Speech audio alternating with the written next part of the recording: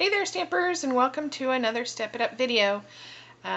This week I'm going to do something a little bit different. It'll still be Step It Up. I'm not going to show you how to do all three cards, but it's kind of a twofer. You get a three stepped up cards. This is the level 1 or the step 1, but I also did it in 3 different color schemes to kind of give you even more versatility.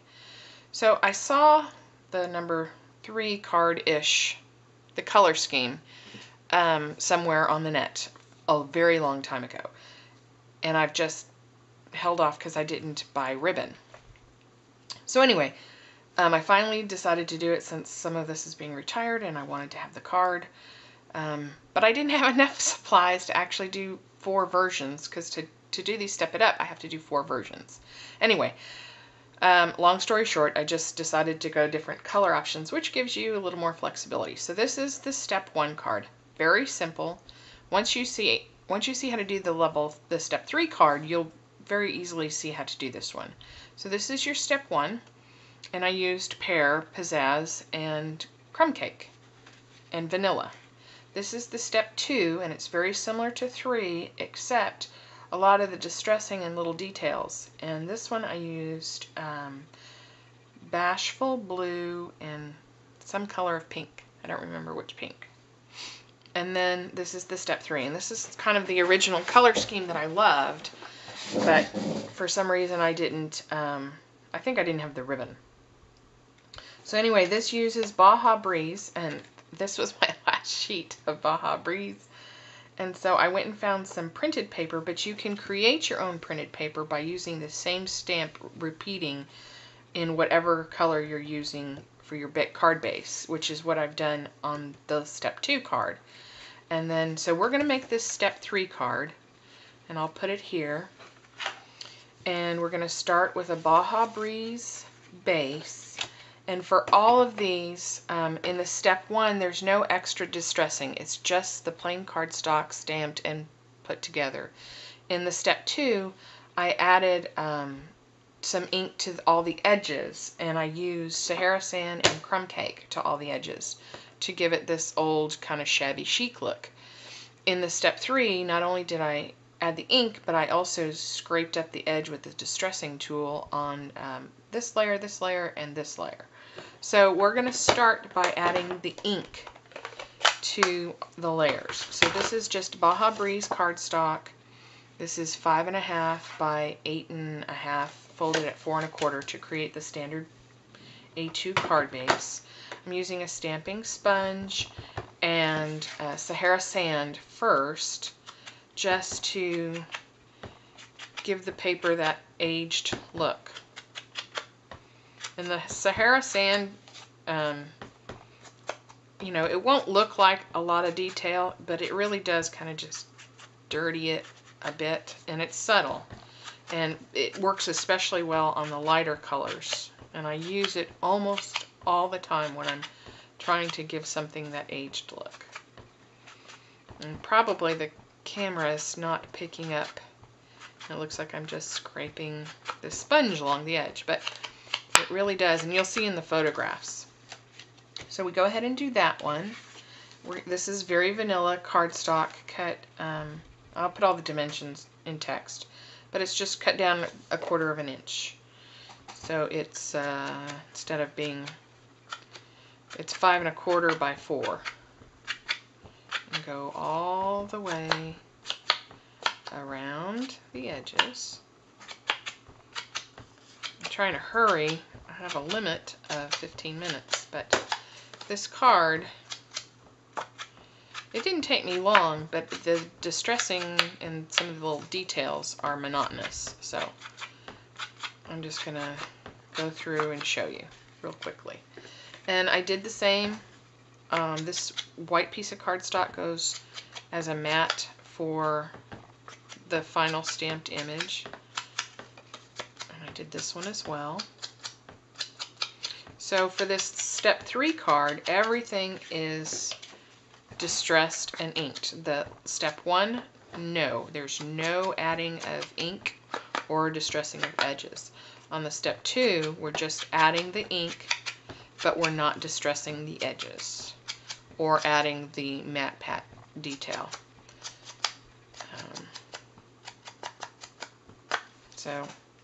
And then this is from Vintage Springtime, or it was in the Occasions mini catalog.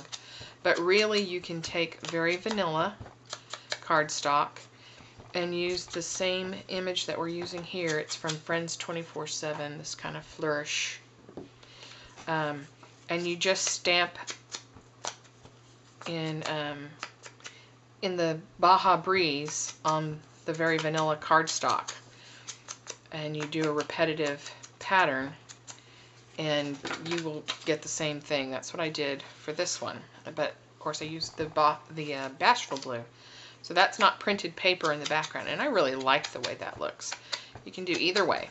If you have a printed paper that stays in the limited colors that you're using, and in this case we're using Real Red, Baja Breeze, very vanilla, and a touch of white.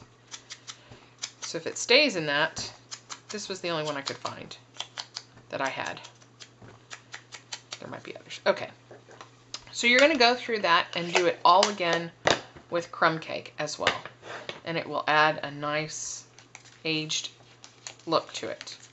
The next step we're going to do, we're going to set this aside and grab a piece of copy paper,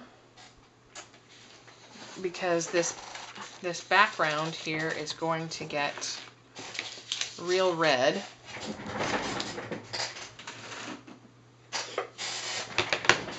And this image, and I'm going to show you how I did it. It's really easy. I stamp off to give it that kind of faded look. So you're going to ink up. This is from this set, if you haven't seen it. It's Friends 24/7. And you just ink it up, and then you're going to stamp on the copy paper. You can see how dark it is. And then you're just going to find a place, however you want to stamp, and ink it up again. Stamp off, and then try to make the pattern meet. Doesn't have to be perfect.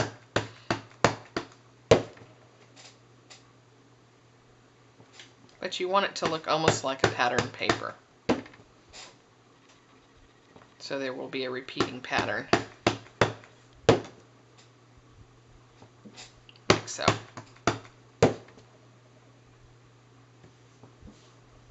And you just keep doing this until you get the look you like.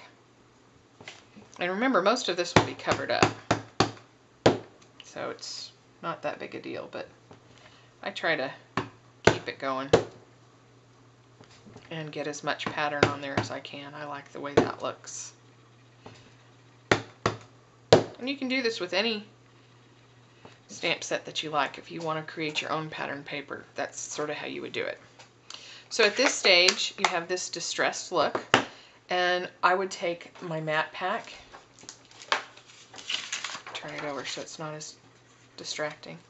You put the pad down, and you're going to put the paper, you're going to line it up, and I use these smaller ones. You take your paper piercing tool, and you just start poking the holes, and they're spaced perfectly even and perfectly equidistant from the edge, and you do that around the whole entire piece.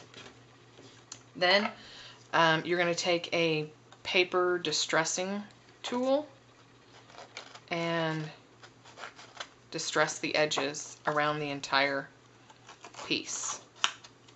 And you're going to do this for all of the papers except the card base. So you have that. You have your base. You're going to adhere that down. You're going to place these sort of off a little bit. So they're not exact, there's just a little bit extra over here than there is on this side. And that's because your bow is going to go right there. So you're going to go ahead and adhere that down. Then you're going to take a piece of striped grosgrain ribbon, and you're going to adhere this down to this base. just like so. And that is the beginning of your card. You can set that aside. And then we're going to do the same thing we did to create the background piece, we're going to do to create the focal point. So again, with your real red, and you're going to take the same image, ink it up, stamp it off, and then center it on your very vanilla. I hope my hat isn't getting in the way. Just like that, and it gives it that nice faded look. Again, you're going to take your matte pack and your edge distressing tool and go all the way around the image, just like we did here. You see the matte pack and the distressed image, as well as distressing the white. And then you're going to adhere that together. Remember, this part is layered and affixed to the base, like so. And then we're going to put this one over the top, and we're going to bump it up on dimensionals, like so. Now you've gone all the way around, you've distressed the edges, and then we are going to take more ribbon and create a bow. I usually, for ribbon that's not very easy to work with, I always do the bunny ear bow. I find that to be easiest. And you're going to finesse it a little bit to get it just how you want it.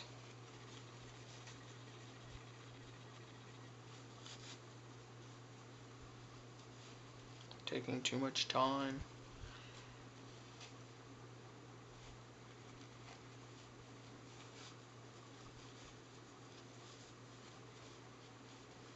Anyway, you'll play with it, get it how you want it. I like them smaller, so I keep pulling it down and pulling it down till it gets just the way I want it. And you can even move these tails to get them just the way you want them. And once you do, then you're going to add a brad, one of these antique brads. I like the one with the white detail in it, the large one. I open them up as far as I can too. Anyway, so you're going to add that, and you're going to use a glue dot to pop that up. And then the final detail is adding some of these basic pearls. And I just sort of went around and saw what appealed to me, where I wanted it. And that's it. That's as easy as it is. And I did the exact same thing without the stress of the detail and the matte pack for the step 2 card. And I did no inking and just added the ribbon, and this is a different ribbon altogether. I liked the pair. I think that's what I had. So anyway, here's your step 1, step 2, and step 3. Hope you found this helpful, and we'll see you next time.